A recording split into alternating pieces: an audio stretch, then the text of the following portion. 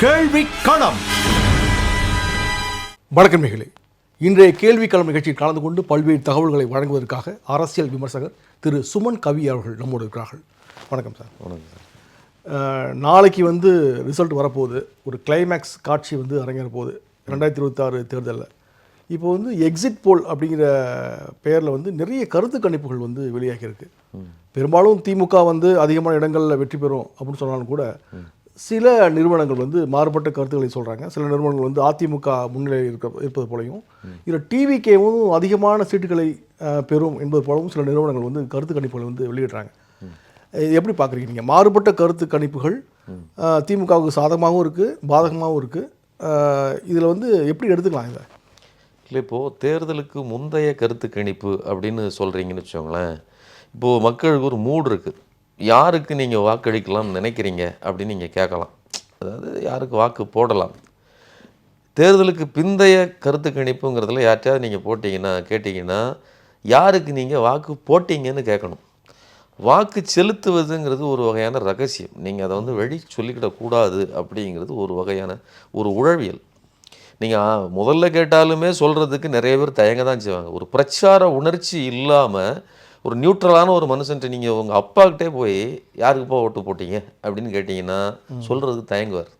அது அவருடைய கிட்டத்தட்ட ஜாதியை கேட்பது மாதிரியான ஒரு உளவியல். இங்கே எல்லாருக்கும் ஒரு ஜாதி உண்டு, ஆனால் என்ன ஜாதின்னு யாரும் சொல்கிறதுக்கு, பழின்னு சொல்கிறதுக்கு உணர்ச்சி கிடையாது. அது சொல்லுவது குற்றம்ங்கிற மாதிரி நம்ம பயிற்றுவிக்கப்பட்டிருக்கிறோம். இது ஒரு கல்ச்சர். இதே மாதிரி ஓட்டு என்பது ரகசியம். வாக்கு, அதாவது வேட்பாளர்கள் பிரச்சாரம் செய்யலாம், வாக்காளர்கள் பிரச்சாரம் செய்யக்கூடாது. ஆனால் இந்த தேர்தல் 2021 தேர்தல் என்பது எப்படி இருக்குது அப்படின்னு பார்த்தீங்கன்னா, வாக்காளர்கள் பிரச்சாரம் செய்கிறாங்க. 2026 தேர்தல், இந்த தேர்தல் 2026 தேர்தல் எப்படின்னா வாக்காளர்கள் பிரச்சாரம் செய்கிறாங்க. பிரச்சாரம் யார் செய்கிறாங்கன்னா, இந்த அடிப்படை உணர்ச்சி இல்லாத, இந்த தேர்தலின் உள்ளுணர்வு இருக்குல்ல, ஒரு புரிதல் இருக்குல்ல. நீங்கள் சாதாரண, நான் சொல்கிறது ரொம்ப வயதான பெரியவங்ககிட்ட போய் கேட்டாலும் கூட அவங்கெல்லாம் டக்குன்னு சொல்ல மாட்டாங்க யார்கிட்ட நீங்கள் போட்டீங்க, அதெல்லாம் எதுக்குப்பா நீங்கள் கேட்குறீங்க அப்படின்னு தான் கேட்பாங்க. அப்போது சொல்லாத மக்கள் தான் இங்கே 80%. நான் இவருக்கு தாங்க போட்டேன் அப்படின்னு சொல்லுகிறவர்கள் 20%. இப்போ இதுக்கப்புறம் நீங்கள் எக்ஸிட் போல வச்சுக்கோங்க. நீங்கள் யாருக்கு போடலாம், யார் நல்லவங்க அப்படின்னு முதலில் கேட்பதில் கூட ஒரு வகையான ஒரு உணர்ச்சியோடு சொல்லுவாங்க. ரெண்டாவது சொல்கிறதுங்கிறது போட்டதை சொல்கிறது, அது சொல்கிறதுக்கு பெரும்பாலும் வரமாட்டாங்க. அப்படி ஒருத்தங்க முன் சொல்கிறாங்க அப்படின்னு சொன்னால் அவங்க உள்ளுக்குள்ளேயே ஒரு வகையான பிரச்சார உணர்ச்சியோடு இருக்கிறாங்க. இல்லை, இப்போ நீங்கள் சொல்கிறதுபடி எப்படி எடுத்துக்கலாம்னா, இப்போ எக்ஸிட் போல் முடிந்த பிறகு, அதாவது இப்போ தற்போது வெளியாகக்கூடிய கருத்து கணிப்பு எல்லாமே மிக குறைந்த சதவீதத்து இருக்கக்கூடிய வாக்காளர்கள்ட்ட தான் எடுக்கப்பட்ட கருத்து கணிப்பு அப்படின்னு எடுத்துக்கலாம். அல்லது இது ஒரு மாய பிம்பத்தை ஏற்படுத்துவதற்காக திணிக்கப்பட்ட ஒரு கருத்து கணிப்பு அப்படின்னு. கண்டிப்பாக எக்ஸாக்டான ஒரு நம்பரை இவங்களால சொல்ல முடியாது. நீங்கள் அதாவது திமுக ஜெயிக்கும்னு பெரும்பாலும் சொல்கிறாங்க அப்படிங்கிறது அதை மாற்றி சொன்னால் தங்களுடைய நம்பகத்தன்மை கெட்டுவிடுமேங்கிற உணர்ச்சியிலிருந்து தான் அதை சொல்கிறாங்களே தவிர உண்மையான கள நிலவரம். நான் சிம்பிளாக ஒரு லாஜிக் சொல்கிறேங்க. 1,10,00,000 பேர்கிட்ட ஆரம்பத்தில் இந்த மகளிர் உரிமை தொகை கொடுத்தாங்க.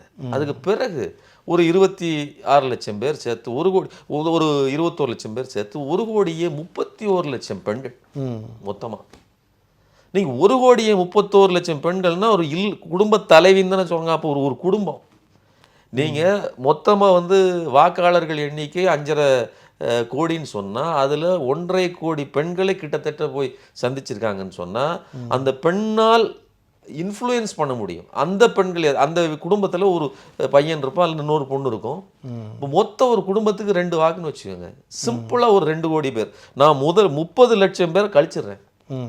1 கோடி பெண்கள் மட்டுமே அந்த உணர்ச்சியோடு நாங்கள் இத்தனை வருடங்கள் இருந்தோம், எங்கள் கணவர்மார் கூட எங்களை மதித்து 1000 ரூபாய் கொடுத்தது கிடையாது, எளிய குடும்பத்தில் உள்ளவங்க. இப்படி நினைக்கிறவங்க இப்போ எனக்கு ஒரு அரசாங்கம் ஒரு ரெக்கக்னேஷன் கொடுத்து இல்லை தலைவியாக நான் ஒரு வேலை செய்கிறேன், என் வேலைக்கு முதல்ல ரெக்கக்னேஷனுங்க. இப்போ இதை மாற்றி மாற்றி மற்ற கட்சிகளும் வாக்குறுதியை கொடுக்குறாங்க. அதிமுக கூடுதலாக தொகை கொடுப்பாங்க அறிவிக்கிறாங்க. டிவிகே தலைவர் விஜய் கூட என்ன செஞ்சார், நாங்கள் வந்து கூடுதலாக தொகையை கொடுப்போம்னு சொல்லிட்டு தேர்தல் அறிக்கையில் வெளியிடுறாரு. இப்போ இதுவும் வந்து ஒரு ஒரு ஈர்ப்பு அமையாதா மக்களுக்கு? அதாவது 1000 ரூபாய் வாங்குற பெண்களுக்கு 2000 ரூபாய் வாங்கணும், 3000 ரூபாய் வாங்கணும் ஆசை இருக்காதா? அதாவது மார்க்கெட் என்னவோ அதுக்கு தகுந்த மாதிரி படத்தை ரிலீஸ் பண்ணுறது இல்லை. இதுதான் பிரச்சனைங்க. நீங்கள் வந்து ஒரு ஒரு நபர் ஒருத்தர் ஒரு உத்தரவாதம் கொடுக்குறாருன்னா அவர் என்ன வகையால் செயல்பட்டுருக்கிறாரு, அவருடைய கொள்கை என்ன, அவருக்கு இதுதான் எண்ணமா? இப்போ நீங்கள் சிம்பிளாக எடுத்துக்கோங்களேன். எடப்பாடி பழனிசாமி அவர்கள் அப்போவுமே 1500 சொன்னார். ஸ்டாலின் சொன்ன போது 1000 ரூபாய் அறிவித்த போது அவர் 1500 சொன்னார். பின்னாடி என்ன சொன்னார் தெரியுமா பேட்டியில்? அதெல்லாம் கொடுக்க முடியாதுங்க. அப்போ அவருக்குள்ளே என்ன இருக்குன்னா, ஒரு ஏமாற்றுவதற்கான, அதாவது சொல்கிறத சொல்லிட்டோம் ஆனால் கொடுக்கலாம் முடியாது அப்படின்னாரு. 23ல் கொடுத்துட்டாங்க. இல்லை, அதுலேயுமே ஒரு விமர்சனம் வந்துச்சு, தகுதியான பெண்கள் அப்படின்ற வார்த்தை. எதை வச்சு தகுதியை நிர்ணயிக்கிறீங்க? இல்லை, இப்போ மேலே கேள்வி கேட்டாங்க. அது தப்பு கிடையாது. இப்போ ஒரு தகுதிங்கிறது இந்த வார்த்தை ஒன்றும் தப்பு கிடையாது. நான் என்ன சொல்றேன், அதை ஏன் நீங்கள் தேர்தல் வாக்குறுதியாக கொடுக்கல, அப்போ எல்லாரும் சொல்லிட்டு இதையே மாற்றீங்கன்ற மாதிரி முரண்பட்ட கருத்துக்கள். இதெல்லாம் விமர்சனங்க. நீங்கள் லக்ஷ்மி பண்டார் அப்படிங்கிற அந்த ஒரு இதுதான் வெஸ்ட் பெங்காலில் குறிப்பாக 2021 அம்மையார் திரிணாமுல் காங்கிரசினுடைய தலைவி மம்தா பானர்ஜி வெற்றி பெறுவதற்கு காரண காரியமாக இருந்தது. அது ஓபிசி பெண்களுக்கு 1000 ரூபாயும் எஸ்சி/எஸ்டி பெண்களுக்கு 1200 ரூபாய், கிட்டத்தட்ட 2.5 கோடி பெண்களுக்கு அவங்க கொடுக்குறாங்க. அதே வேலை தான் பீகார்லையும் பண்ணாங்க. நிதிஷ்குமார் அரசு வந்து தேர்தலுக்கு முன்னாடி தானே 10,000 ரூபாய். ஆமாம், நான் சொல்கிறது வந்து அவங்க முதல்லையே பண்ணிட்டாங்க. 2021 ஸ்டார்ட் பண்ணிட்டாங்க. இவங்க 2023 தான். திமுக அதுக்கு முன்னோடி நம்ம சொல்லிக்கிட்டாலுமே லக்ஷ்மி பண்டார் கொஞ்சம் முன்னாடியே இருக்குது. ஸோ எதுக்கு சொல்ல வரேன்னா, தகுதியானங்கிற வார்த்தைக்கு என்னங்க, இப்போ கலைஞர் டிவி வந்து கொடுத்தப்போ 3 டிவி வீட்டில் இருந்தவங்கெல்லாம் கூட வந்து வாங்கிட்டாங்க. 2 கார் வச்சுருந்தவங்கலாம் கூட வந்து வாங்கிட்டாங்க. வீட்டில் ஒரு 2 பெட்ரூம் இருந்தால் 3வது பெட்டில் சின்னதாக ஒரு ரூம் இருந்தால் அந்த ரூமில் கொண்டு போய் வச்சுக்கிறதுக்கு பயன்படுத்தினாங்க. இப்போ அதை ரெஸ்ட்ரிக்ட் பண்ண எனக்கு எதுக்கு எக்ஸ்ட்ராவாக ஒன்று அப்படிங்கிற மாதிரி தேவையில்லாதவர்களுக்கு கொடுப்பது என்பது வீட்டில் வேற ஒரு இடத்துல கொண்டு போய் வைக்கிறதுக்கான ஒரு அது டிவிக்கு ஓகே. ஆனால் ஒரு 1000 ரூபாய் தொகையை கார் வச்சிருக்கிறவர் எதுக்கு வாங்கணும்? வீட்டில் கரண்ட் பில்லு 10,000 ரூபாய் கட்டுறாரு, 3 ரூமுக்கும் ஏசி போட்டிருக்கிறவர் எதுக்கு? அதுவும் 24/7 ஏசியில் வர்றவர் எதுக்காக ஒரு 1000 ரூபாய் தொகையை வாங்கணும்? சொல்கிறது அவங்களுக்கு ஒரு இல்ல தலைவியாகவே அவங்க இருந்தாலும் அவங்க கூலிங் கிளாஸ் போட்டு தனி கார் ஓட்டுற பெண்களாக நீங்கள் ஒரு அப்பர் மிடில் கிளாஸ் எதுக்கு? ஆனால் வந்து அதை எதிர்பார்த்திருந்த குடும்பம், எதிர்பார்த்த பெண்கள் வந்து ஏமாற்றம் அடைஞ்சிருப்பாங்க அப்படிங்கிற கருத்தை சொல்கிறாங்க. இல்லை, நம்ம அதுக்குள்ளே போக வேணாம். இப்போ நான் என்ன கேட்குறேன்னா, இந்த எக்ஸிட் போல் அப்படிங்கிறதே வந்து ஒரு கணக்கில் எடுத்துக்கொள்ளக்கூடாத ஒரு விஷயமா தான் பார்க்குறீங்களான்னு கேட்குறேன். அப்படி இல்லை. என்னென்னா எக்ஸிட் போலுங்கிறது இன்றைக்கி ஒரு பிரச்சாரம் மாதிரி ஆகிப்போச்சு. இப்போ ஒரு நம்பர் ஒரு அதாவது பிரச்சாரத்தான் ஒன்றும் பயன் கிடையாது இல்லையா? ரிசல்ட் எப்படி வரப்போகுது? இப்போ அது வந்து ஒரு தவறான பிரச்சாரத்தை எதுக்கு நாங்கள் அவங்க முன் வைக்கணும்? ஒரு நாள் தானே இருக்கு. அது எப்படி ஏன் முன் வைக்கணும்னா, அது திமுகவுக்கோ இல்லைன்னா அதிமுகவுக்கோ தேவை கிடையாது. ஏன்னா அது பாரம்பரியமான கட்சி, அதுக்கு என்ன நம்பர்னு எல்லாருக்கும் தெரியும். நீங்கள் கடந்த முறை 45% வாங்கி வெற்றி பெற்ற திமுகவுக்கு தங்களுடைய நம்பர் என்னன்னு தெரியும். அது 45ஓ 42ஓ 43ஓ அப்படின்னு அவங்களுக்கு ஓரளவுக்கு நம்பர் தெரியும். அதிமுகவுக்கும் அதே தான். அவர்கள் கூட்டணியோடு சேர்த்து ஒரு 30-32% எடுத்தால் கூட அந்த சதவீதத்தை அவர்களால் கணிக்க முடியும். இங்கே எதுவுமே கணிக்க முடியாது. நீங்கள் கணிக்க முடியாத எக்ஸ்ன்னு ஒன்று வச்சுக்கோங்களேன். நீங்கள் கணக்கு போடுவீங்க, எக்ஸ்ன்னு போட்டிங்கன்னா நீங்கள் இதில் 0வும் போடலாம். அந்த எக்ஸ் கழிச்சு முடிஞ்சு கடைசி 0வும் வரும், 12ம் வரும், 100ம் வரும். அப்போ அங்கே எக்ஸ்ங்கிற நம்பர் நீங்கள் சொல்கிறது டிவிக்கே. ஆமாம், அந்த இடத்துல விஜய் வரும்போது ஆரம்பத்தில் நிறைய பேர் ஒரு 2%, 3% பிரிப்பாரா, சீமான்ட்டிருந்து பிரிப்பாரா அப்படின்னாங்க. அப்புறம் விஜய் வந்து ஒரு பிரச்சாரத்தை முன்னெடுத்துக்கிட்டே போனார். அது நெகட்டிவாகவும் இருந்தது, பாசிட்டிவாகவும் இருந்தது. ஏதோ ஒன்று திரைப்படம் மாதிரியே அதை வந்து அவர் டீல் பண்ணாப்புல. ஒரு படத்தை எப்படி ஹைப்பாக தூக்கிட்டு போகணுமோ, நெகட்டிவை கூட ரிவ்யூ, அதாவது ஒரு பாசிட்டிவாக மாற்றுவாங்க இல்லையா, அந்த மாதிரி ஒரு படத்தை கொண்டு போகிற அந்த பிரச்சார யுக்தியை அவங்க பயன்படுத்தினாங்க. எப்படி எல்லா இடத்துலையும் விஜய் தான் நிற்கிறாரு, விஜய் இருக்கிறாரு அப்படிங்கிறதா, விஜயோட உருவம் மட்டும் தான் வரணும். விசில் சின்னம். ஆமாம், விசில் விஜய். ஆமாம், 2 தான் அவங்க வந்து நீங்கள் கவனத்தை வச்சுக்கணும். வேட்பாளர்லாம் கவனிக்க வச்சுக்க வேணாங்கிறத பிரச்சார யுக்தி. ஆமாம், எல்லா வீட்லையும் விஜய் இருக்கிறான் அப்படிங்கிறதெல்லாம் நீங்களும் விஜய் தான். அது எடுபட்டிருக்குமா? அது இல்லை, அது எடுபட்டிருக்கோ இல்லையோ. இப்போ நாளைக்கு 7 சரி, நாளைக்கு ரிசல்ட் 4ஆம் தேதி ரிசல்ட் வரும்போது நாளைக்கு இந்நேரம் விஜயை பற்றி அல்லது விஜய் யார் வைத்திருந்தாலும் அந்த கணிப்புகள் எல்லாம் எந்த அளவுக்கு சரி அப்படிங்கிறது அன்னைக்கு தெரிஞ்சிடும். ஆனால் அதுக்கு முன்னாடி விஜயோட நோக்கம் என்னவா இருக்குது, அல்லது விஜய் சார்ந்தவர்களின் நோக்கம் என்னவா இருக்குன்னா, அந்த நம்பரை உருட்டிகிட்டே மேலே கொண்டு போகிறாங்க. பிரசாந்த் கிஷோரை கூட்டு வந்தாங்க, மெனக்கெட்டு போய் அவருடைய தேர்தல் பிரச்சார இணை பொதுச் செயலாளர் ஆதவ் அர்ஜுனா போய் பாட்னாவில் போய் காத்திருந்து, அது பேர் பாட்னா பிளான்னே சொல்லிக்கிட்டாங்க. முதல்ல டெல்லி போனார், அங்கிருந்து பாட்னாவுக்கு போய் அதுக்கப்புறம் அவரை கூட்டிட்டு வந்து அவர் வாயில் இருந்து 15% ஒரு இதை தூக்கி போட்டாங்க. அப்புறம் ஒரு வைப்ரேஷனை ஏற்படுத்துறது, ஒரு பிரச்சாரத்தை. அப்புறம் அதே பிரச்சனை திமுகவும் கையாண்டுச்சு இல்லை. ஏன்னா பிரசாந்த் கிஷோர் தான் அரசியல் வியூக வகுப்பாளராக திமுக இருந்தார். இல்லை அதை நம்ம தவறுன்னு சொல்ல முடியும் இல்லை. இப்போ அதாவது அது சோஷியல் மீடியாவில் ஒரு அரசியல் இருக்குது, கண்டிப்பாக இல்லாமல் இல்லை. ஆனால் களத்துலன்னு ஒன்று அரசியல் இருக்குது. அந்த களம் தான் வேலை செய்யும். நீங்கள் 4ஆம் தேதி நம்ம என்ன சொல்கிறோம்னா, வெறும் பிரச்சாரம்ங்கிறது சோஷியல் மீடியாவிலையோ அல்லது மீடியாவிலையோ மட்டுமே இருக்கிற பிரச்சாரம் இல்லை. களத்தில் போய் நிற்கணுங்க. ஒன்றும் இல்லை, சிம்பிளாக சொல்கிறேன். நான் 2000 வாக்கில் எங்கள் தொகுதி, நாங்கள் திருநெல்வேலி தென்காசி தொகுதின்னு வச்சுக்கோங்களேன், திருநெல்வேலி. அங்கே ஒரு நடிகர் போட்டியிட்டார். பல பேருடைய 2000 வாக்கில் சொல்கிறேன். அப்போது பல பேருனுடைய இது என்ன, ஒரு டாக் என்னென்னா, அவர் இன்னைக்கு ஜெயிச்சுட்டு நாளைக்கு சென்னையில் போய் உட்காந்துருவாங்க, என்னையை பார்க்க யார் வருவான்னு ஒரு சாதாரண பெட்டி கடைக்காரர் சொன்னார்.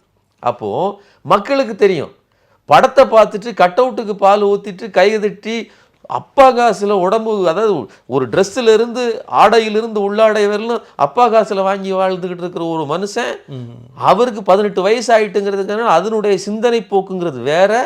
ரேஷன் கடையில் வரிசையில் நின்று பொருட்களை வாங்கி புள்ளக்குட்டிக்கு சாப்பாடு போட்டு வளர்க்கிற ஒரு தாய் தகப்பனுடைய வலிங்கிறது வேற.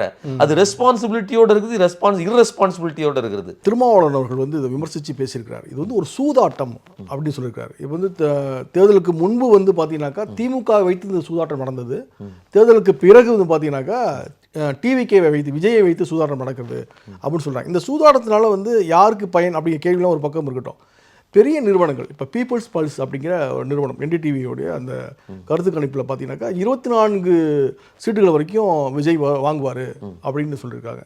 இப்போ ஆக்சிஸ் மை இந்தியா அப்படிங்கிற ஒரு நிறுவனம் 120 சீட்டுகளுக்கு வருவாங்க அப்படிங்கிற மாதிரி சொல்கிறாங்க. இப்போ இந்த நிறுவனங்கள் அல்லது திருமாவளவன் குறிப்பிடுவது போல் இது ஒரு சூதாட்டத்துக்குள்ளே மக்களை கொண்டு போகிறதா, இல்லை வேற என்ன நோக்கம் இருக்கும்? இல்லை, ஆக்சிஸ் மை இந்தியா நிறுவனம் ஒரு இதை சொல்லுது. அவங்க நீங்கள் எத்தனை பேரை போய் சந்திச்சிங்கன்னா 234 தொகுதிக்கு, அதாவது தொகுதி, அதுபோக ஒரு வார்டுக்கு 100-120 பேரை போய் சந்தித்தோம் அப்படிங்கிற மாதிரி சொல்கிறாங்க. ஒரு வார்டு எவ்வளோ பெருசு, எத்தனை பேர் நம்பர் இருக்கும், அதில் 100 பேரை மட்டும் வச்சுக்கிட்டு நீங்கள் ஒரு கணக்கை சொல்ல முடியுமா? அப்போ இது ஒரு குத்து மதிப்பானது. இன்னொன்று, அவங்க சொல்கிற கணக்குகள்லாம் பார்த்தீங்கன்னா அவங்க கார் எத்தனை தூரம் போனதுங்கிறதெல்லாம் கணக்கில் அதை நீங்கள் ஆரம்பி சொல்லிட்டீங்க. இது கணிப்பு சரியான நடக்காது சொல்லிட்டீங்க. நான் கேட்குறது உள்நோக்கத்தை கேட்குறேன். இல்லை, நோக்கம் என்னவாக இருக்குது? உள்நோக்கம்ங்கிறது தேர்தலுக்கு பிந்தைய பிரச்சாரம்ங்கிறது நான் முதல்ல ஒரு வார்த்தை சொன்னேன் இல்லையா, அந்த பிரச்சாரம் அதிமுகவுக்கோ திமுகவுக்கோ தேவை கிடையாது. தேர்தலுக்கு முன்னாடி வரையிலும் பிரசாந்த் கிஷோரையோ இல்லை நீங்கள் வேற யாரையோ XYZ யாரை வேணாலும் நியமிச்சுக்கோங்க, தெருவாக மக்களை தன்னுடைய கேண்டிடேட்ஸ் அனுப்புங்க, பின்னாடி தலைவர்கள் போய் நின்று பிரச்சாரம், அதெல்லாம் அவங்களுக்கு தேவை. தேர்தலுக்கு பிறகு பிரச்சாரம் பண்ண வேண்டிய அவசியம் இல்லை. எல்லாரும் போய் அதை இன்னொரு விமர்சனம், வட மாநிலத்தை சேர்ந்த நிறுவனங்கள், பாஜக கட்டுப்படக்கூடிய நிறுவனங்கள் அப்படிலாம் சொல்றாங்க. இப்போ பாஜகவுக்கும் விஜய்க்குமான என்ன தொடர்பு இருக்கும்? இல்லை, நான் அதான் சொல்லியிருந்தேன். என்னன்னா, விஜய்க்கு நம்பரே தெரியலைங்கும் போது அந்த நம்பரை வளர்த்துக்கிட்டே போய் ஒரு நம்பரா, அதாவது அப்படி ஒரு பிரச்சாரமா சொல்ல வேண்டிய தேவை விஜய்க்கு மட்டும்தான் இருக்குது. எக்ஸிட் போல்ல எங்களுக்கு அதிகமான வாக்கு இருக்குன்னு சொல்லிக்கிட்டே இருக்க வேண்டிய, எல்லாம் வந்திருக்குன்னு சொல்லியிருக்காரு, எல்லாம் வெற்றி பெற்று எல்லாம் வந்துருங்க. இல்ல, அதுவே வந்துச்சு, அதெல்லாம் ஒரு விமர்சனத்துக்குள்ளானது. நான் அதை பத்தி தனியா பேசுறேன். அப்போ நான் இந்த விஷயத்தை பொறுத்தவரையிலும் திமுகவோ அதிமுகவோ எக்ஸிட் போலை பற்றி மெனக்கெட வேண்டிய அவசியம் இல்லை. மெனக்கெட்டு இதில் இந்த கடைசி நிமிஷம் வரலும் படத்தை ரிலீஸ் பண்ணுறதுக்காக எதையாவது ஒன்று செஞ்சுக்கிட்டே இருக்கிறது இல்லையா, அதே மாதிரியான ஒரு வேலையை விஜய் செய்ய வேண்டியிருக்குது. அவருக்கு படம் ரிலீஸ் தேதி 4ஆம் தேதி, திமுகவுக்கு படம் ரிலீஸ் கிடையாது. அது அவர்களுக்கு வாழ்வாதாரம், அது அவர்களுடைய அரசியல். விஜய்க்கு படம் ரிலீஸ் தான். நாளைக்கு படம் ரிலீஸ், அந்த ஒன் டே ஹைப்புக்காக தான் இவ்வளோ வேலை செய்யப்படுகிறது. ஒன்று. இன்னொன்று, நான் இன்னொரு கேள்வி கேட்குறேன். நீங்கள் காமாக்கியான்னு ஒரு இது எடுத்திருக்காங்க, நீங்கள் ஆக்சிஸ் மை இந்தியா, அதே போல் நிறையா போல் ஆஃப் போல்ஸ் அதாவது எல்லா போலையும் குலுக்கி போட்டு எல்லா இதுலையும் அரை கிலோ போட்டு மொத்தமாக மிக்ஸ் பண்ணி அதிலிருந்து ஒன்று எடுன்னு சொன்னால் அதில் கூட 121 சீட்டுகள் பெற்று திமுக கூட்டணி வெற்றி பெறுதுன்னு வருது. இதுக்கு மேலே நாம் வந்து இந்த ஏன்னா அவர்களால் எவ்வளவு மறைத்தும் இந்த திமுக கூட்டணியின் வெற்றியை கீழே தள்ள முடியல. ஏன்னா அவரை வீழ்த்துகிற ஆற்றல் எடப்பாடி பழனிசாமிக்கு இருந்திருந்ததால் அவர்கள் மாற்றி கூட பேசுவாங்க. இப்போ விஜய் ஏன் வர வேண்டி இருக்குது?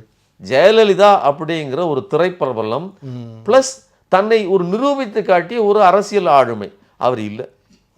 எம்ஜிஆர்னு ஒரு திரைப்பிரபலம் தன்னை நிரூபித்து காட்டிய ஒரு அரசியல் ஆளுமை அவர் இல்லை. இப்போ எம்ஜிஆருக்கு பிறகு ஜெயலலிதாவுக்கு பிறகு அதிமுகவில் வேற ஆள் இல்லை. அந்த பிரபல்ய முகத்தை விஜய் பெற்றிருக்கிறார். அந்த பிரபல்ய முகத்துக்காக ஒருவேளை நான் சொல்றது அதிமுக வாக்குகள், ஏன்னா சிம்பிளாக வச்சுக்கோங்க, திமுகவுக்குன்னு ஒரு ஹார்ட்கோர் வாக்குகள் ப்ளஸ் ஒரு ப்ரோ இன்கம்பன்சி, இந்த ஆட்சியின் மேல் பிடித்த ஒரு வாக்குகள் எல்லாம் சேர்த்து ஒரு 45% இருக்கும். எதிர் வாக்குகள் சிதறக்கூடிய வாக்குகள் ஒரு 10-15% இருக்கும். சீமானுக்கு போகும், அது சுயேட்சைகளுக்கு போகும். ஏன்னா 30க்கும் மேற்பட்ட வேட்பாளர்கள் நிற்காங்களா ஒரு தொகுதியில். அப்போது அப்படி இருக்கும்போது உங்களால் ஒரு 35% எடுக்கிறதுக்கு பெரிய விஷயம். விஜய்க்கு சிலரில் ஒரு ஐபிஎஸ் அதிகாரி கொடுத்து வச்சிருக்கிறாரு, 41% விஜய் எடுப்பார். சரிங்க, 41% எடுத்தால் ஸ்வீப்பு. ஏன்னா 3 பார்ட்டி நிற்கிது. நீங்கள் போன முறை திமுக 45% எடுத்ததுங்கிறது விஜயே இல்லாத இடத்துல 45 எடுத்தது, அது 156 சீட் அடிச்சிச்சு. நீங்கள் இந்த முறை 41ன்னு சொன்னால் இவர் ஸ்வீப்பில் அடிக்கணும். கொஞ்சமாவது லாட்சிக்கு தரேன். என்ன அந்த இப்போ எக்ஸிட் போல் கொடுத்த அந்த அதிகாரிக்கிட்ட ஒரு கணக்கு கேட்குறேன். உங்களுக்கு கணக்கு தெரியுமா? 41% ஒரு கட்சி எடுத்துச்சுன்னா மிச்சம் இருக்கிற 60% சிதறகள் போக 50% தான், 25 தான் எடுக்க முடியும். அப்போ இவர் ஸ்வீப்பு. நீங்கள் என்ன சீட் கன்வர்ஷன் கொடுத்துறீங்க? 121 சீட் கொடுத்துறீங்க. நான் இந்த பேப்பரை இப்போ சேவ் பண்ணி வச்சிருக்கிறேன். நான் அந்த அதிகாரிக்கு சொல்கிறேன், கொஞ்சமாவது மனசாட்சியோட செயல்படுங்க. பெட்டிக்கு அதான் கார்த்திக் சிதம்பரம் சொன்னார், பெட்டி கடை மாதிரி இது ஒரு டென்ட் ஆகி போச்சு வியாபாரம். இப்போ இந்த வடிவேலு அப்படி வீடியோ எடுத்துகிட்டே வரல, இப்போ இந்த வியாபாரம் தானே ஓடிட்டு இருக்குது. அப்போ எக்ஸிட் போல் நடத்துறதுக்கு ஒரு வியாபாரம். இப்போ உண்மையிலேயே பார்த்தீங்கன்னாக்கா திமுக ஸ்வீப் அடித்த சென்னை மாதிரியான இடங்களில் வந்து டிவிக்கோட வரவு வந்து பெரிய அளவில் வந்து ஒரு பாதிப்பை ஏற்படுத்தியிருக்கு. குறிப்பாக வந்து சென்னையில் கூடிய 16 தொகுதிகள்லையும் வந்து திமுக வெற்றி பெற்ற போது இந்த முறை வெற்றி பெற முடியாது. இப்போ மற்ற இடங்களில் நீங்கள் சொன்னது போல் ஒரு திரைக்கவர்ச்சி அப்படிங்கிற அடிப்படையில் வரும்பொழுது அதிமுகவோட வாக்குகளை வந்து விஜய் பாதிக்கிறாரு, பிரிக்கிறாரு. ஆனால் சென்னையில் திமுகவுடைய வாக்குகளை தான் வந்து விஜய் பிரிக்கிறாரு. இப்போ பெரம்பலூரில் வந்து பார்த்திங்கன்னா நிச்சயமாக வந்து விஜய் வெற்றி பெறுவார் அல்லது கிட்டத்தட்ட நெருங்குவார் என்கிற அடிப்படையில் சொல்கிறாங்க. இப்போ விஜயினுடைய வருகை சென்னையில் மிகப்பெரிய ஒரு மாற்றத்தை ஏற்படுத்தும் அப்படின்னு சொல்கிறாங்க. அதுக்கு வாய்ப்பு இருக்கா? இல்லை, அதாவது ஒரு குறிப்பிட்ட ஒரு நடிகரனுடைய வருகை எத்தனை % இம்பேக்ட் அதை சொல்லுங்கள். குறைஞ்சபட்சம் அதான் சொல்லுங்கள். சென்னை ஏன் எடுத்துக்கிறாங்கன்னா அங்கே ஜாதி மதத்தை வச்சு நீங்கள் அரசியல் பண்ண முடியாது. இங்கே தாழ்ந்தவன் பெரியவன் அப்படிங்கிற மாதிரி விஷயத்தை பற்றி பெரிய அளவில் வந்து நீங்கள் இம்பேக்ட் கிரியேட் பண்ண முடியாது. சென்னையோடைய இருக்கக்கூடிய வாக்காளர்கள் வந்து ரொம்ப வித்தியாசமானவர்கள் அப்படிங்கிற அடிப்படையில் சொல்கிறாங்க. அப்போ விஜயை மையப்படுத்தி அல்லது மாற்றத்தை வேணும்னு நினைக்கக்கூடியவங்க விஜய்க்கு ஓட்டு போடக்கூடிய வாய்ப்பு இருக்குது. அதனுடைய பலன் அதிமுக கூட கிடைக்கலாம். இந்த திமுகவுடைய சீட் எண்ணிக்கை சரியும்ன்றாங்க. இல்லை, இந்த மாற்றம் வேணும் அப்படிங்கிற குரூப் இருக்குல்ல, இது ஒரு வகையான புது குரூப். இந்த அரசியல் பாரம்பரியத்தையோ இந்த அரசியல் உள்ளுணர்வையோ இல்லாத குரூப். ஏதாவது ஒன்று பண்ணுவோம் அப்படின்னு நினைக்கக்கூடியது ரொம்ப சொற்பம். கணக்குப்படி பார்த்தீங்கன்னா ஒரு 4-5% தான். அது நாம் தமிழர்களுக்கு விழுந்துக்கிட்டு இருந்தது தான். அதிமுக கொஞ்சம், அதாவது நான் கடந்த தேர்தலில் சொல்கிறேன், கொஞ்சம் ஓரளவுக்கு வலுவாக இருந்தபோது நாம் தமிழருக்கு எத்தனை %? 4%. அப்புறம் 2024 அது பாஜக பிரிஞ்சு நின்ற போது அவர்களுக்கு 6% கிட்ட வந்துருச்சு. ஸோ இந்த வாக்குகள் ஏற்கனவே அதிமுக கிட்ட சிதறி கிடக்கிறது ஒரு வேளை. இப்போ இதை தவிர புதுசாக போட்டு பார்ப்போங்கிறதே வந்து நான் அதான் சொல்கிறேன், அந்த கேட்டகரிக்குள்ளே தான் போவோம். அந்த 20% தான் மறுபடியும் மீண்டும் 20க்குள்ளே தான் போவோம். பாரம்பரிய ஓட்டுக்கள்னு ஒன்று இருக்குது, அது எல்லா கான்சிக்வன்சிஸ்லையும் இருக்குது. அதுலேயும் சென்னை மாதிரியான இடங்களில் ஒருவேளை அதிகமான வாக்குகள் எத்தனை % வாக்குகளை விஜய் பெறுவார்? சிம்பிளாக சொல்லுங்கள். நான் என்ன கேட்குறேன், இல்ல திமுக வெற்றியை பாதிக்கக்கூடிய அளவில் பெறுவார்ன்றாங்க. அல்ல, வெற்றி அது பாதிக்கும். பாதிக்கிறது. இப்ப நீங்க இவர் வெற்றி பெறுவார்னு சொல்லல, வெற்றியை பாதிப்பார், திமுக வெற்றியை பாதிக்க செய்வார் அப்படின்றாங்க. இப்போ அப்படியே வச்சுக்கிட்டாலுமே ஒரு 20% மேல ஒரு வாக்கு எடுக்காருன்னு வச்சுக்கோங்களேன். அந்த 20% எடுத்தாலே அதுல அதிமுக வாக்குகள் நிறைய இருக்கும். 20% மேல எடுக்கிறாருன்னா 26% எடுக்கிறாரு. அதிகபட்சமா 28க்கு மேல உங்களால சொல்ல முடியுமா? இந்த தொகுதியில நான் சொல்றேன், பெரம்பூர்லயே அவரால் ஜெயிக்க முடியாதுங்கிறேன், எழுதி தரேன். 26%, 30% தொடுவதுங்கிறது அவ்வளவு சாதாரணமான விஷயம். நான் விஜய்க்கு அதிகமான மதிப்பு தான் கொடுக்குறேன். ஆனா சீட் கன்வர்ஷன் இஸ் டிஃப்ரெண்ட். நீங்க பாமகவுக்கு ஒரு 4-5% முன்னாடி இருந்துச்சு, முன்னாடி சொல்றேன். அவர்களுடைய சீட் கன்வர்ஷன் பார்த்தீங்கன்னா, அவர்களுடைய ஜாதி ஓட்டுகள் ஒரு குறிப்பிட்ட பகுதியில், ஒரு தேனடையில் ஒரு பகுதியில் தேன் இருக்கிற மாதிரி ஒரு மாவட்டங்களில் இருந்துச்சு, வெற்றி பெற்றாங்க. பரவலாக இருக்கிற தேமுதிகவால் அப்படி ஈஸியாக வெற்றி பெற முடியாது. 7% வச்சுருந்தாலும் உங்களால் கூட்டணி இல்லாமல் வெற்றி பெற முடியாது, சும்மா சொல்கிறேன். அப்போ கன்வர்ஷன் ரேட் இஸ் டிஃப்ரெண்ட், அது வேற. அப்போது விஜய்ங்கிற ஒரு ஃபேக்டர் 20%, 25% சென்னையை சொல்கிறேன், மற்ற இடங்களில் சொல்லலை. நீங்கள் சொன்ன மாதிரி சென்னையில் 25 எடுத்தால் கூட 10க்கு மேலே போயிடுச்சுன்னா, 15க்கு மேலே போயிடுச்சுன்னா அது அதிமுக வாக்குகளையும் சேர்த்து அடிக்கும். அப்படி சேர்த்து அடிச்சதுன்னா ஆட்டோமேட்டிக்காக 35, 40, 38 எடுக்கிற கட்சி ஆட்டோமேட்டிக்காக ஜெயிச்சிரும். அப்போது 22க்கு கீழே 20, 21, இல்லைன்னா நீங்கள் பெரம்பூர்லாம் எடுத்தீங்கன்னா பாமகவை நிறுத்தியிருக்காங்க. அவங்கெல்லாம் ஒரு 10, 15 எடுத்தால் கூட விஜய் ஒரு 25 எடுத்தாலும் இல்லை 30 எடுத்தாலும் கூட 40ல் திமுக ஜெயிச்சிரும். புரியுதா உங்களுக்கு? அப்போ seat conversion is very very important. Moreover அவர் எவ்வளவு எடுக்கிறாரு, இதை விட்டுட்டு கற்பனையா வானத்திலிருந்து ஏதாவது ஒண்ணு குதிச்சிடும். விஜயே ஜெயிக்க மாட்டார்னு நான் சொல்றேன். ஜெயிக்க வாய்ப்பு இல்லை. நீங்க இந்த லாஜிக் படி பார்த்தீங்கன்னா வாய்ப்பு இல்லை. யார் ஓட்டு போடுவா சொல்லுங்க? நான் மறுபடியும் சொல்றேன், மறுபடியும் லாஜிக்கே வரேன். இதே கணக்குப்படி 24 லட்சம் வாக்காளர்கள் வாக்கு போட்டிருக்காங்க சென்னையில். 24 லட்சத்தில் எத்தனை லட்சம் பேர் பெண்கள் இருப்பாங்க, அதில் எத்தனை லட்சம் பேர் குடும்ப தலைவிகளுக்கு பணம் போய் சேருது? கல்லூரி படிக்கிற பெண்கள் அதிகம், படிக்கிற பெண்களுக்கு உதவித்தொகை போய் சேருது. தமிழ் இது என்ன புதுமை பெண் திட்டத்தில்.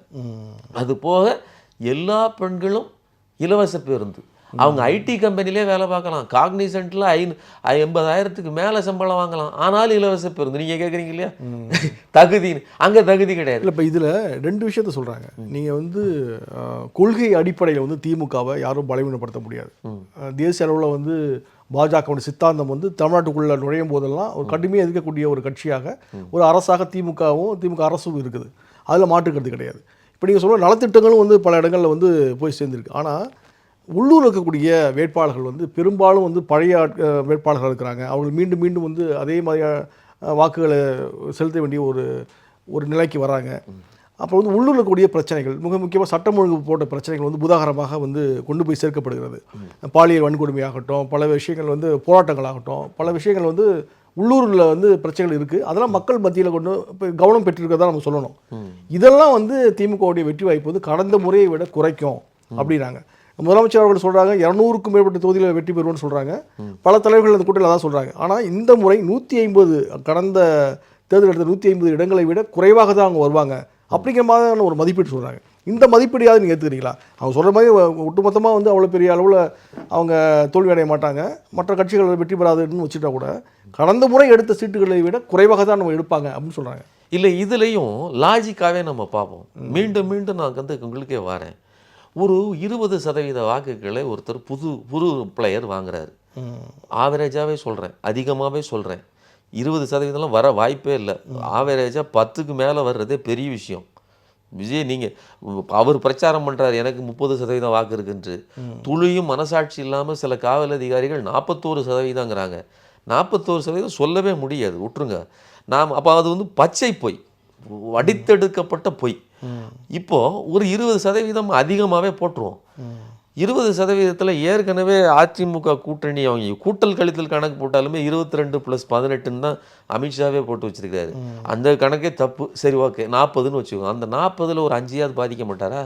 ஆட்டோமேட்டிக்காக அதிமுக 35 போயிடுமா? திமுகவில் ஒரு 45 கூட்டணி இருக்குது, 5 எடுத்துக்கங்க, 15, அதில் 40 வந்துடுதா? விஜய் மறுபடியும் எவ்வளோ வேலை வராரு, சீட் கன்வர்ஷன் ரேட் எங்கே சார் இருக்குது? சரிங்களா? மறுபடியும் அதாவது இங்கே 5 குறைச்சா இங்கேயும் 5 குறையும், ப்ளஸ் புது வாக்காளர்கள் 5, நாம் தமிழர்லேருந்து 3 சேர்த்திங்கன்னா ஆட்டோமேட்டிக்காக ஒருவேளை நான் சொல்கிறேன் இல்லையா, பலவீனம் கூடுதலாக அதிமுகவுக்கு தான். நான் இன்னும் உங்களுக்கு தெளிவாக சொல்கிறேன். அப்போது கன்வர்ஷன் ரேட்டு கூடும். விஜய் எவ்வளவுக்கு எவ்வளோ அதிகமாக எடுக்கிறாரோ ஒரு அளவுக்கு மேலே, அதாவது சிறுபான்மையினர் வாக்கு, இளம் வாக்காளர் வாக்கு, இப்படிலாம் ஒரு குறிப்பிட்ட நியூட்ரல் வாக்குகளை வச்சுக்கிட்டு எக்ஸ்ட்ராவாக எடுக்கிறது எல்லாமே எங்கே போகும்னா அதிமுகவை தான் அடிக்கும். உதாரணத்துக்கு ஒரு வேளை 15% விஜய் எடுத்தால் திமுகவுக்கு நீங்கள் சொன்ன மாதிரி எண்ணிக்கை குறையும், அதிமுக ஜெயிக்க வாய்ப்பு அதிகம். ஏன்னா நம்பரை குறைச்சி தான் அது உருவி இருக்கும். ஒருவேளை விஜய் 20 கிட்ட போறாருன்னு வச்சுக்கோங்களேன், அது திமுக வாக்குகளை விட்டுரும், அது அதிமுக வாக்குகளை தான் அடிக்கும். இதுதான் லாஜிக்கு. இப்படி அடிச்சதுன்னா கன்வர்ஷன் ரேட்டு திமுகவுக்கு கூடிரும். 160 180 சீட்டுகளுக்கு தாராளமாக வாய்ப்பு இருக்குது. நான் சிம்பிளாக சொல்கிறேன்.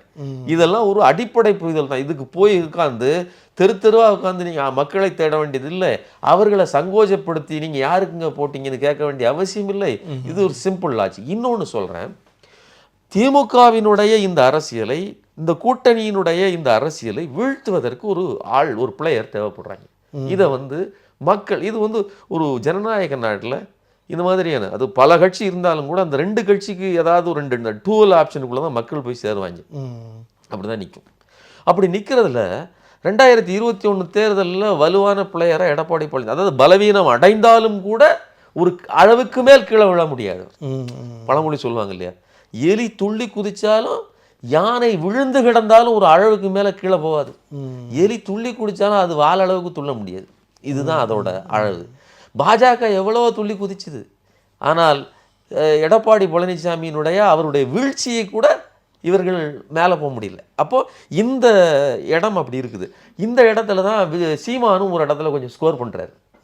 அப்போது ஜெயலலிதா இல்லைங்கிற அந்த இடத்த எடப்பாடி பழனிசாமி இழந்திருந்தாலும் அங்கே சீமான் வர்றாரு, அதுக்கப்புறம் அண்ணாமலை இறக்குறாங்க. போன முறை அண்ணாமலை மேலே அவ்வளோ கிரேஸ், அந்த எதிராளிகள் இருக்கலாம், எப்படியாவது இந்த ஆட்சி வீடு 12 விழுக்காடு மேலே வாக்கு வாங்கினாரு. அதுதான் அந்த காட்டினார் பாஜக. அந்த 12 விழுக்காடு நான் என்ன கேட்குறேன், இந்த முறை 12. இப்போ விஜய் ஒருவேளை, நான் இன்னொரு விஷயத்தையும் சொல்கிறேன், ஏன் விஜய் பேர் இந்த தேர்தலில் விஜய் ஒரு புது பிளேயர், எக்ஸ் தான். அது மர்மமான ஒரு எக்ஸு. கூட்டல் கழித்தல் கணக்கு போட்டு பார்த்தீங்கன்னா மேக்ஸ் குரூப்பாக இருந்தால் உங்களுக்கு இன்னும் எளிதாக விளங்கும். கழிச்சு முடிச்சிங்கன்னா கடைசியில் அந்த எக்ஸு, கடைசியில் திரை விளக்குனீங்கன்னா அந்த உள்ள என்ன இருக்குன்னு தெரிஞ்சிட போகுது. ஆனால் அந்த எக்ஸுக்கு 10% மேலே இருக்கிறதுங்கிறது பெரிய விஷயம். அது 10க்கு மேலே 15க்கு மேலே போனுச்சுன்னா அது திமுகவுக்கு தான் லாபம்னு நான் சொல்கிறேன். மீண்டும் திமுக வேண்டாம் என்று உள்ளூர வெறித்தனமாக விரும்புகிறவர்கள் தொடர்ந்து எடப்பாடி பழனிசாமி ஆதரித்தார்கள் ஜெயலலிதா மறைவுக்கு பிறகு. அப்புறம் அடுத்து அண்ணாமலை, அவர் ஐபிஎஸ் பதவியை விட்டுட்டு வந்துட்டார், அவர் என்னென்னலாம் பண்ண போகிறாரு அப்படி இப்படின்னு சொல்லி இப்போ அவர் வேலை தாவினாங்க. இந்த முறை நீங்கள் எங்கே வேணாலும் போய் கேளுங்க, இந்த வலதுசாரி கண்ணோட்டம் கொண்டவர்கள் விஜய்க்கு நிறைய வாய்ப்பு இருக்குது. விஜய் ஏன் அதாவது போன முறைக்கு முந்தின முறை எடப்பாடி அவர்களையும், போன முறை அண்ணாமலையையும், இந்த முறை விஜயையும் அவர்கள் பிடித்து வைத்திருக்கிறார்கள். ஏன்னா இந்த வாக்குகள் தான் டிரான்ஸ்ஃபர் ஆகிட்டே இருக்குது. இங்கே இருக்கக்கூடிய 45 அப்படியே தான் இருக்குது. இந்த லாஜிக்கை புரிஞ்சுக்கிட்டீங்கனாலே இந்த உளவியல் கொண்ட வலதுசாரி கண்ணோட்டம் கொண்டவர்களுக்கு தீனியாக விஜய் கிடைத்திருக்கிறார்களே தவிர, விஜய் இந்த முறை பெறுகிற நம்பரை அடுத்த முறை தக்க வைப்பதே சாத்தியம் இல்லைங்கிறதுடைய கருத்து. நிகழ்ச்சிக்கு கலந்து கொண்டு பல்வேறு தகவல் சொன்னீங்க. வசந்த் தொலைக்காட்சி சார்பில் நன்றி. நன்றிங்க சார்.